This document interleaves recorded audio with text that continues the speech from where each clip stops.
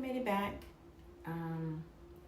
We got back from Las Vegas on Monday, and I immediately had to get off the plane and go to work. So it's the weekend. I have some free time, and I'm gonna go ahead and finish up the pros and cons video for my trip that I took on the Enchanted Princess with Princess Cruise Lines. We've already covered all the pros. Believe me, there is much more than I talked about in the video, but I didn't want to do each and every individual thing that I liked about the cruise. So now we're gonna head on into the cons. I really hate being negative about any experience that I have. I feel so blessed to be able to even go on vacation. So normally I try to look for the positives in every experience that I have. But just for the sake of transparency, I don't want everyone to think like, oh, I had the best time and nothing went wrong. And because there was some things that did go wrong, and I just wanted to let you know. And trust me, these things may not happen to you. You may have already cruised on Princess and you had a completely different experience, and I understand that. I just think that we went on at a time where it seemed like everyone was new or had just signed a new contract or were in training. But I doubt that if I went again that it would be the same experience. So first we're going to start off with number one, which for me was a biggie because by day 4, I was so frustrated. I actually ended up going on the balcony and doing a rant video just so that I could vent. But then later I deleted it because, it was all good. So the issues with the folio that was so frustrating was after you set up your account on the app, you put a credit card there. That credit card is there to cover any onboard expenses that you have. It kind of works the way if you check into a hotel and they keep a card on file for incidentals, they do a hold, like a deposit. And even though I could never find any literature that spoke about how much the hold was per day for a 7-day cruise on Princess, I just assumed it wouldn't be anything more than a hotel, which could be anywhere from $50 to $200 a day. So that was fine. But after the first night, I got a notification from American Express that $120 some were charged to the card, and all I had purchased at this point was the Wi-Fi, and the Wi-Fi was 50% off because of the Elite benefit, so it didn't add up. So the next morning when I went to customer service, he explained to me it was bar drinks in the main dining room, and I had a Coke, and my friend, she had a lemon drop martini. So when I asked him, was it a lemon drop martini, he said yes. I said that was not me, that was my friend. So somehow he put it on the right one. We thought everything was okay at that point, but I did tell him, if there's going to be mistakes made as far as me accumulating charges for things I didn't buy, I would rather it be on this card versus my American Express so I can dispute it easier. And so he did change the card to my business debit. But then that evening or night at 12 o'clock, I got another notification, and it said that that card had been authorized for, at this point, I think it was $179. But then I also got another charge notification from American Express that was on there as well again. So I go back down the next afternoon and I get the same guy, poor thing. He was always the person that was at the desk when I came up. And he looked at it and he was like, I think it's because now it's looking at it as a backup card, but it tried to run it to pre-authorize a certain amount, but it shouldn't have done the American Express also. So he went and got someone who I'm going to assume was a supervisor or manager. She looked at it. She was kind of confused, but she said that it probably was because they needed a hold, but she couldn't explain why it was reauthorizing the entire folio every day. So she believed that it was, she said, don't worry about it. The charges on American Express are going to fall off because it's just a hold. And then going forward, it should start charging the folio on your Chase card. So that night at midnight, I check, and while the American Express did not pop up with a notification, my Chase card had been authorized, and it was also for the entire amount. As we got further and further into the cruise, we slowly stopped buying drinks at the bars because we weren't enjoying them. So I was not accumulating charges because I wasn't making purchases. But I don't understand why they were doing the entire folio every single day if things weren't being added to it. So when I went back down the next day, he saw me. I think he automatically knew there was still an issue with the card. He pulled up the folio. He saw that nothing different had been added, but I guess he took my word for it that it was putting pending charges on these cards. And he said, what we're going to do, we're just going to take off the card that I gave him on day 2, because he said somehow it's not seeing it as a backup card. It's just charging it as if you are 2 different people or have 2 different accounts. So he took that off completely, and he said it'll stop because the card is not on here anymore. And we'll escalate it and see why, now that there's going to be one card on there, why it still will charge the folio every single night for the whole amount. I understand if you want to hold $100 a day for a 7-day cruise for a total of 7, but I believe that until that person reaches the 7, you should not be authorizing more every single night, assuming they're going to spend their entire folio amount every single day. Just put a hold on it, and as long as the person does not exceed the amount that you have gotten an authorization for, it stays at that balance. So finally, I didn't see any new charges that were pending on my American Express. I didn't get a notification that night. So just word of advice, check your folio, if not daily, at least the first 2 days that you're on board, just to make sure that there's no funny business going on with the card that you have on file. And that way you can have a stress-free rest of your vacation, not worrying about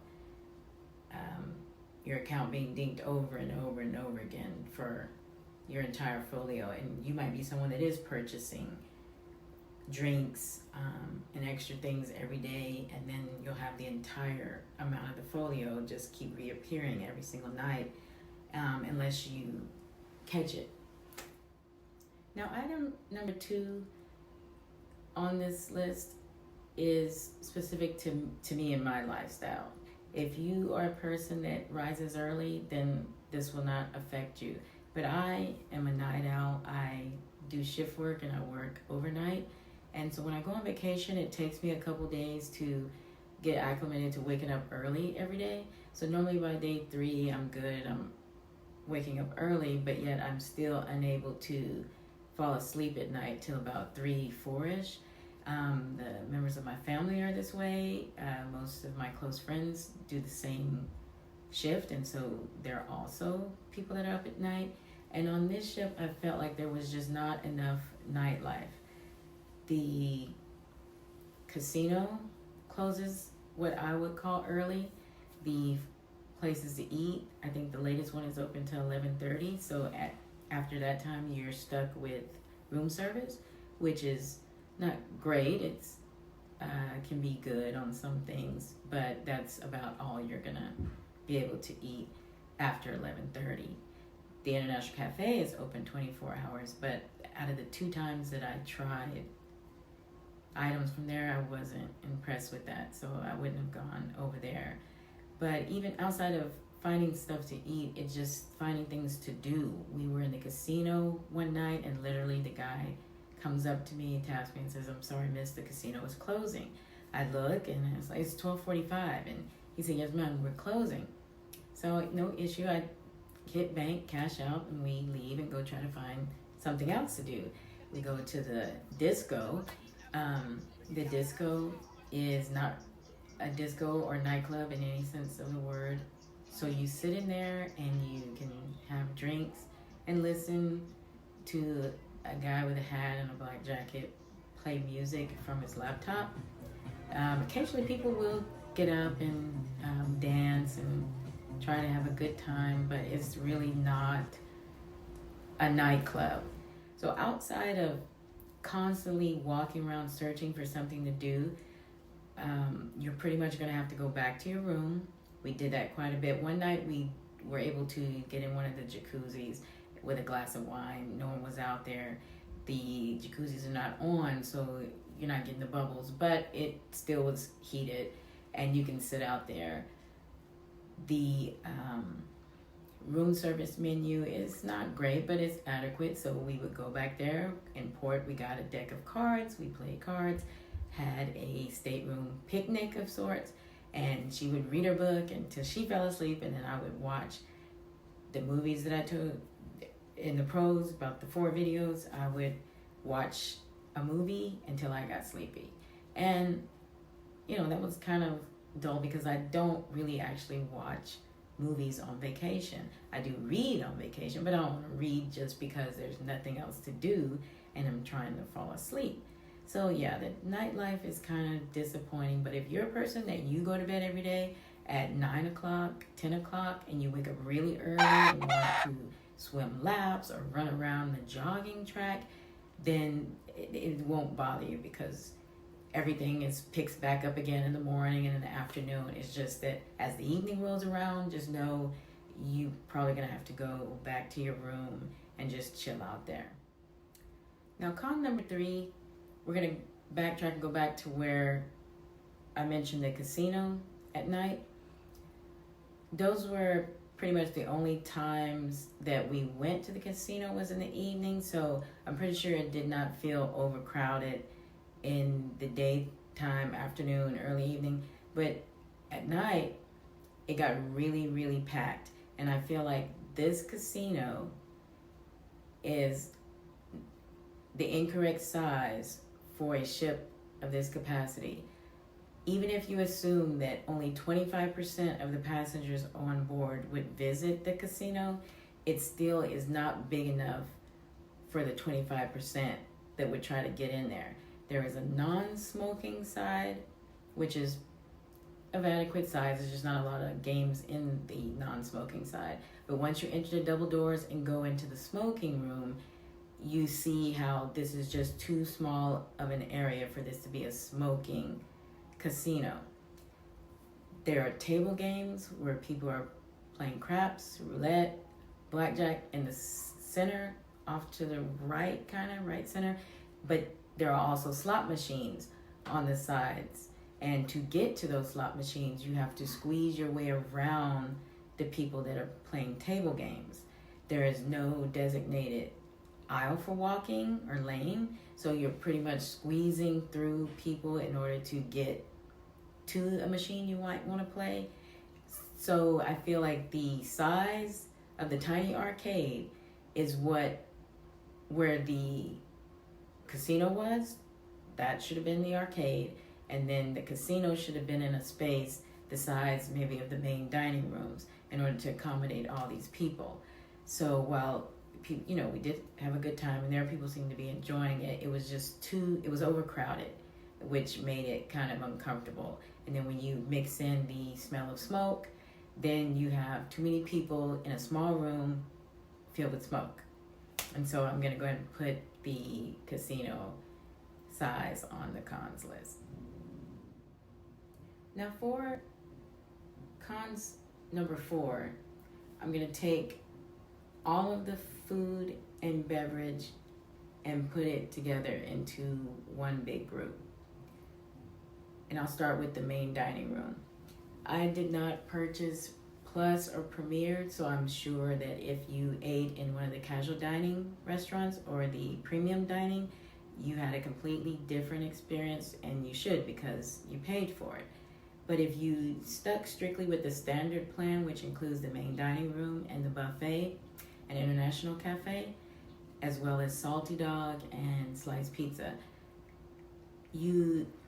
I was underwhelmed. The main dining room, there were times when the food was good, there were times when the food was average, and then there were times when the food was, to me, bad. If you try to order like a backup plate, they looked at you like you were crazy. If you tried to order more than one appetizer just in case, or even more than one dessert, and you explain, just in case I do not like this Love Boat Dream, I know I do like creme brulee, so I will have that as a backup.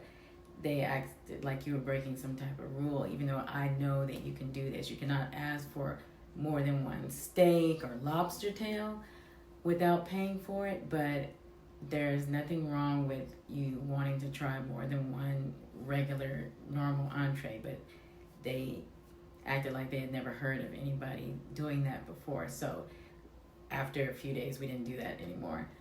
But it just, I wouldn't say it's bad, like it's edible. It's just that I was shocked that nothing stood out. Nothing made you say, wow, that was really good.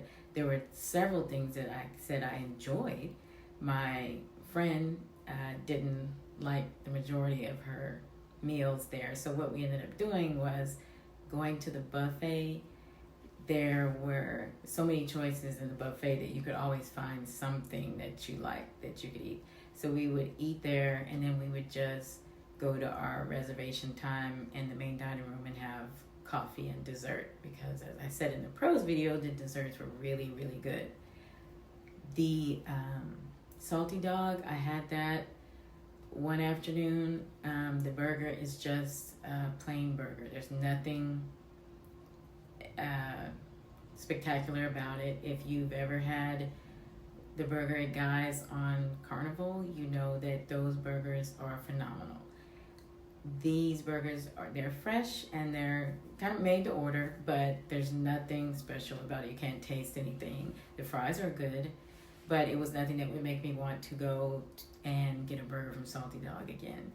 Sliced pizza I had probably almost every day because that was good, but there just is not enough choices of food that's, just tasty that you could really enjoy. But are you going to go hungry? No.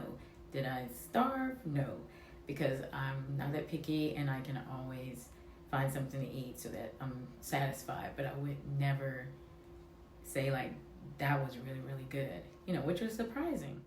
Because at this price point, for people that are paying good money to go on Princess versus Carnival or versus Royal Caribbean, you would expect the quality to be a little bit better.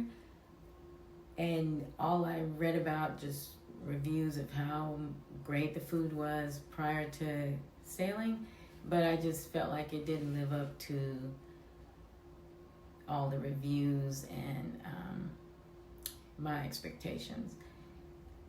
Moving over to the bar, I am not a huge drinker, but when I'm on vacation, I do drink every day. And I drink various things from hard liquor to sugary, daiquiri type drinks. And it didn't seem to matter which bar we went to. It was just something off about my Manhattan. There was something off about the old fashioned that I ordered. My friend ordered the Negroni, and she left it sitting there because it was off. On sea days, we tried to order pina colada and some other type of daiquiri. I don't know if it was a banana daiquiri, but those were like slushies that didn't have any flavor. I even asked one day if you could please add mix in the blender with the ice, and they did that, but it still wasn't that much better because now it was liquidy because there was not enough ice to absorb the amount of mix they put in there. So it just shocked me that all these people have Plus and Premier where they can drink up to, I think, about a 15 drink maximum per day. But if I had got it and wouldn't have been able to take advantage of it, I would have been really upset.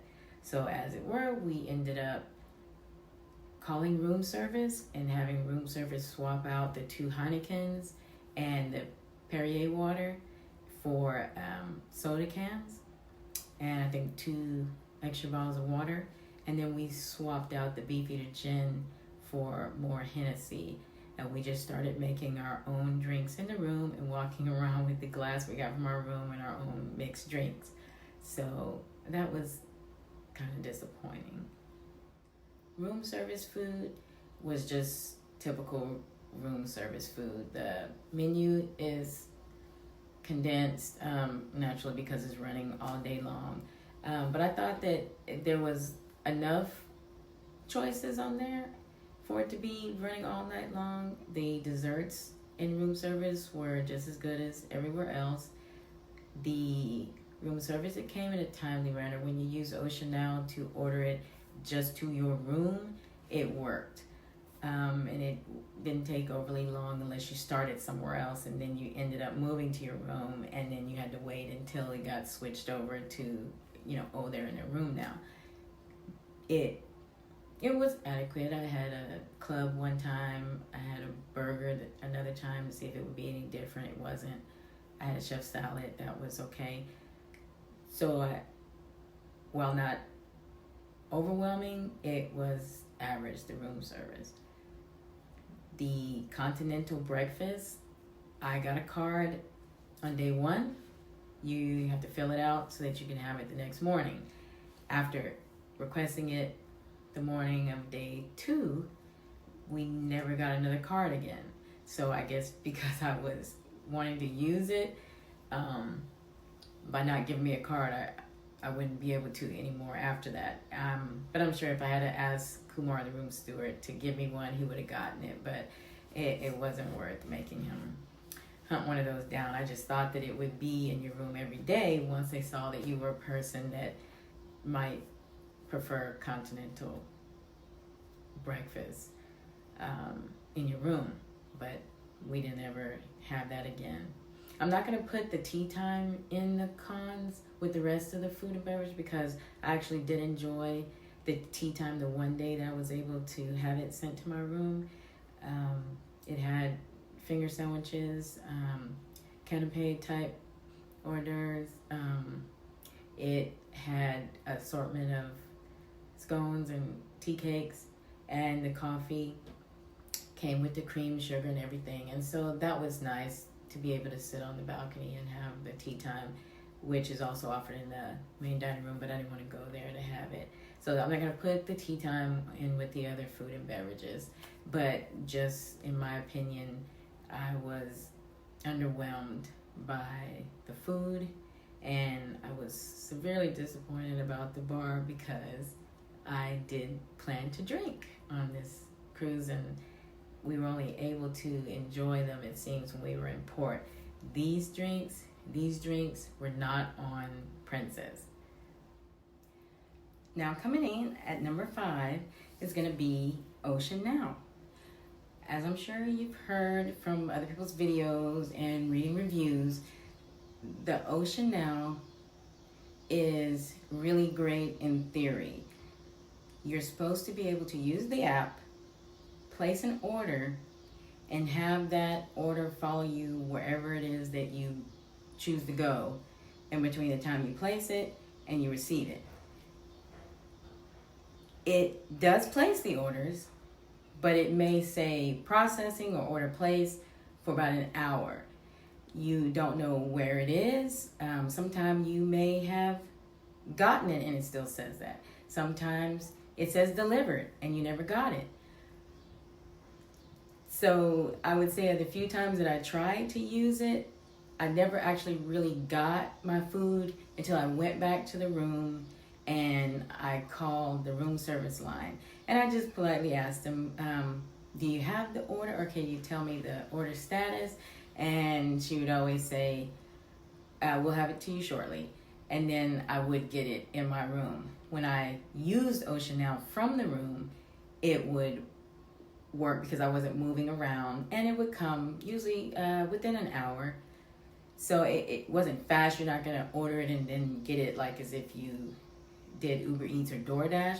But as long as you place the order from your room, the Ocean Now seemed to function properly. The time that we placed the order in, say, the Vista Lounge or on the pool deck, I didn't get it. So I'm going to give them credit that if it were to work, or when it does work, it's really convenient. I do not like placing orders by telephone. I do everything with my phone. I don't like talking on the phone. So if I can place an order and say that I need towels, I need more soap, and it can come to my room without me actually having to speak to the room steward or room service, that's great. But I would just say don't depend on it if like you're really, really hungry and you don't want to get up from your lounger and you want it brought to you, because it may or may not reach you. So I'm going to put that in the cons, but I'm optimistic about Ocean Now, because I do believe once they perfect the app a little bit and that becomes more reliable, that is a nice benefit. Now, rolling in at number 6, we're going to roll right from Ocean Now into the app in general. The app is extremely twitchy. There's times where I had to log in about 20 times a day, and then other days it kept me logged in and I didn't have to keep logging in and putting my password in. Some of the things that are on the app as far as the schedule are not updated, or either it's missing things, and so that's why it's beneficial to go ahead and look at your daily pattern. I used to take a picture of it so I didn't have to take it out with me, because there was a lot more on the daily patterns than there was in the app, which is fine because I'm pretty sure they don't want to put everything, or not able to put everything that's happening throughout the day on the app. But just note that if you're only relying on the schedule that's on the app, you're going to be missing some things.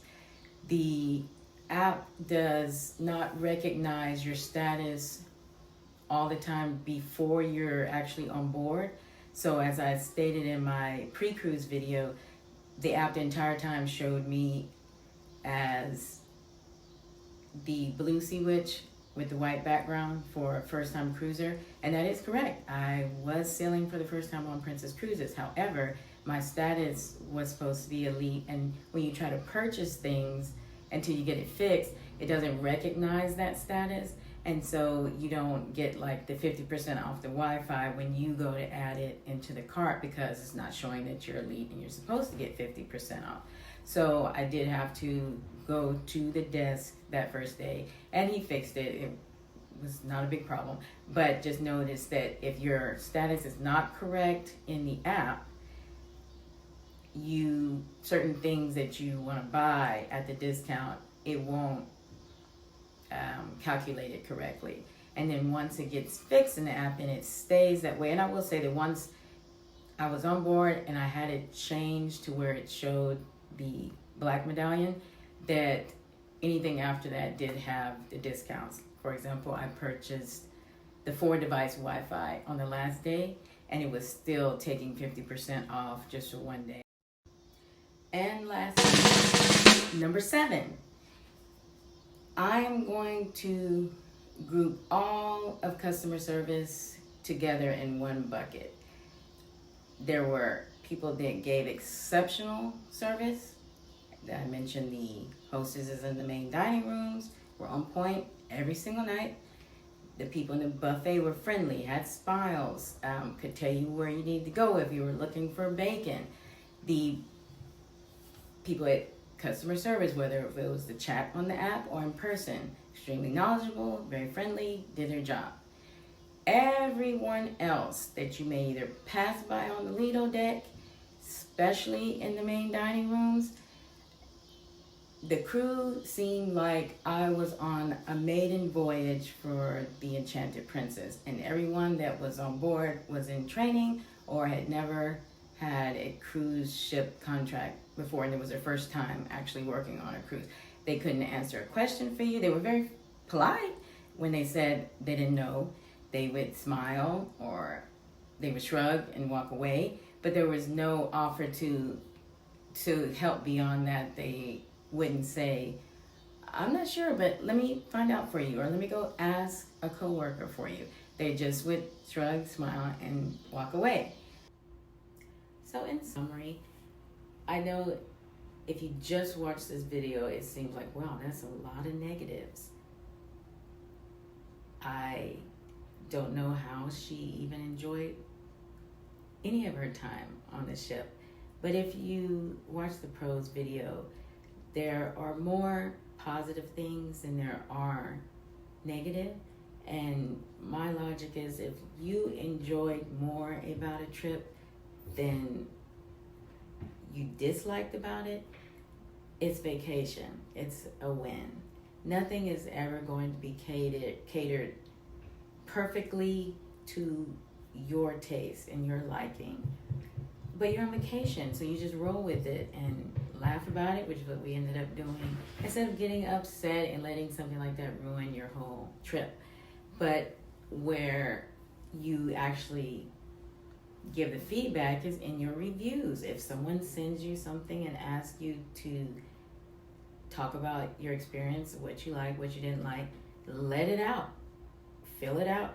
I make sure the first thing I do when I return home from vacations is do my reviews. I review on Yelp, TripAdvisor, Cruise Critic, Google, Viator, Shore Excursion. I do those first while everything is still fresh in my mind. I include photographs, video if I want someone to see the proof that this happened. And that way, whether or not they care, whether or not they look at them, if enough people have the same issue, they might just get on it because of that. But if no one says anything, they don't know that it's an issue. Maybe the things that happen only happen for us, for this cruise, so then they'll just disregard it because that's not the norm. And I'm guessing that is the case. That many people would not choose to sail on Princess every year if every cruise, every itinerary was like that. It just, the luck of the draw, I guess I got a bad week. But overall, there are more positives than negatives. So would I recommend sailing on Princess Cruise Lines? I will recommend it to a specific client, to a certain clientele that is looking for rest and relaxation. They do not like to turn up. They are not going for nightlife. They are early risers. They don't care that there's nothing going on after 11, 12 o'clock. People that plan on getting off the ship on the port days and filling their entire morning and afternoon with excursions or sightseeing, you really don't care too much what's going on when you get back on the ship, because a lot of times you're exhausted. People that mainly just want to take it easy. They like cruising. They like being able to eat on something similar to an all-inclusive package where you don't have to shell out money every single day. You could have your tips prepaid, so you don't have to worry about tipping every person that does something for you, or you can just let them put it on later and then leave it, or you can tip extra, which is what we did to the people that we felt went out of their way and did a really good job. And so they get that on top of the prepaid gratuity. We did ask Kumar if they had to pool the tips if we tipped him, because if all the room stewards have to put all the tips together, then he doesn't really benefit from the extra tip. And he did tell us that no, I can keep it. There are times they tell us that we can't, but right now they're letting us keep it. So I don't think he even understood why or when he can keep it and when he can't. So we just gave it to him anyway, and hopefully Kumar got to keep that too. But personally, will I sail on Princess again? I will definitely sail on Princess Cruise Line if I am looking for a vacation where I'm going to go solo. I am kind of burnt out at work and I just want some downtime. I can sit out on my balcony and watch the ocean for hours and hours and hours and be perfectly content. I can always find something to eat so I don't go hungry. And if I get a little cabin fever, I can always get off at port and roam around. So I would go if I'm going alone and I just want to relax.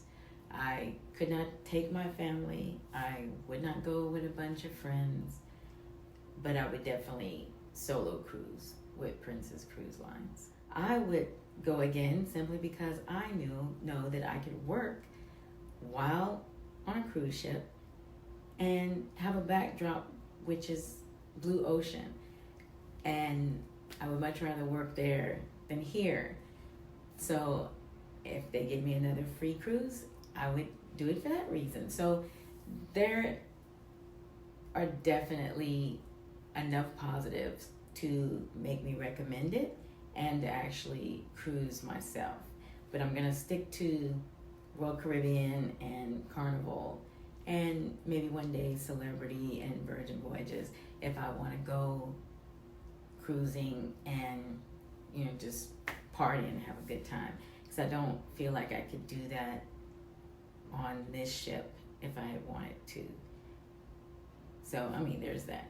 But my room was so fantastic. I'm not sure that when I sail on Carnival again, if I can book anything lower than a suite, because after being in this balcony stateroom, it's going to be very hard to go back to these Carnival rooms, even in a balcony. I've been in a cove balcony and a regular balcony, and they look nothing like this room that I had on Princess. So they've spoiled me as far as accommodations, and I may just have to start sailing Princess simply for the room and balcony alone. So I'm going to end this on a positive note. As you saw in the previous video, I gave them a tremendous amount of credit for their innovation, the technology that's on the ship. I like things to be quick and effortless, and getting on and off this ship is a truly grand experience. And I didn't even know that you could board a ship this easy, because I've never experienced it until now. So they're really good with things like that. If they could just bring their level of customer service up a bit and provide more entertainment or better entertainment, better comedians, the band is good, but the singer not so much. So a better singer, entertainment director, if they could bring it up a notch, then Princess Cruise Lines could be your go-to. But until then, I'm gonna stick with what I've been doing. But I will long for the days when I could walk up to the door and it unlock by itself, or have tea time every day if I want it in my stateroom. I don't even drink tea like that, but just bring me coffee and some tea cakes and scones, butter, I'm good. So please let me know in the comment section if you experienced any of the same things that we did, or if you had a completely different experience on another ship, because I'm open to sailing on a different ship with Princess Cruise Lines, if this is the norm just on the Enchanted Princess. And if you found any of the information helpful, or if you cruise all the time but learned something that you didn't know, please like the video, subscribe. I'm going to go into my MGM series with Las Vegas next. I did a lot of things. I experienced a lot of stuff that I hadn't done in Vegas, and I've been 6 times, and it's a lot to do in Vegas, but after a while it starts to become mundane. But I actually did a lot of different things. I've been twice this year, and both times I did different activities and stayed at different places, and so check that out. Everybody knows everything there is about Vegas, but there's always little caveats and new things that they're implementing that you may not know about. Everyone's doing cake cutting fees now, and so that was interesting. That if you bring your cake but you don't want them to cut it, you have all the things you need. They're gonna take the cake and they're gonna cut it for you, bring it out, charge you for plating it, and it's per person. And I'm sure fancy restaurants have been doing this, but I've been to Vegas for years, and now most of them are doing it. So just be prepared for changes like that. But I will see you then. Until good night.